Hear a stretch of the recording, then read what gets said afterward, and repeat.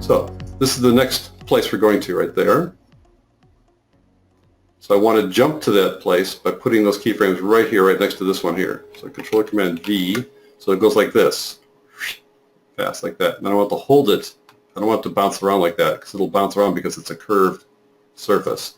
So I right click on these guys, or I marquee select those guys, right click and go toggle hold keyframe, and now it'll hold. That's more like it. That's what I want to see. There we go. Like that, holds. Now I take, it gets here, and I want to be able to jump to these guys. So I marquee select them, Control Command C, and then paste them right next to these guys, Control Command V, and make them hold keyframes by right clicking, toggle hold. There we go. So the process is to take the next set and put them close to it and then hold it. So it'll be like zip to the next thing like that. Next set here, Controller Command, marquee select, Controller Command C to get them. Place them right there, Controller Command V, so it goes from one to the next. Make them hold keyframes by right-clicking hold.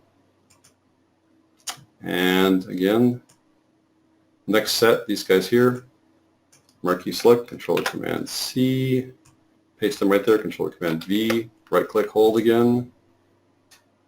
There we go. And finally, these guys here, copy them, Control Command C, Control Command V to put them there, right click, hold. All right, so now they just go quickly from one place to the next. They go quickly, but it's not blurred. So what you need to do now is turn on motion blur for the layer. So you go to the layer, and this is the motion blur checkbox right there, the little circles that kind of sort of gets softer off into the distance there, showing a blurred look. You click on that.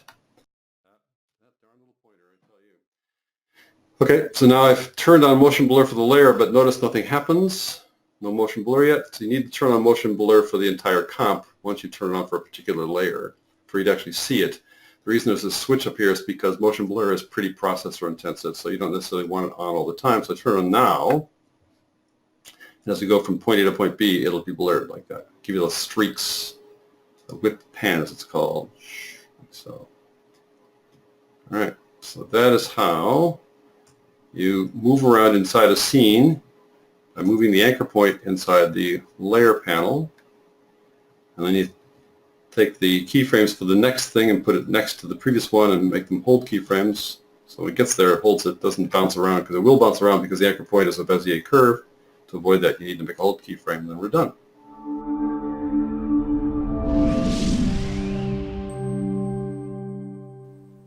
Thank you for watching this video. My name is Jeff Sengstack, an Adobe Certified Expert and the lead instructor here at BlueFX.net. If you want to watch this entire video lesson, as well as other live classes and After Effects crash courses, then I invite you to check out the BlueFX After Effects Academy.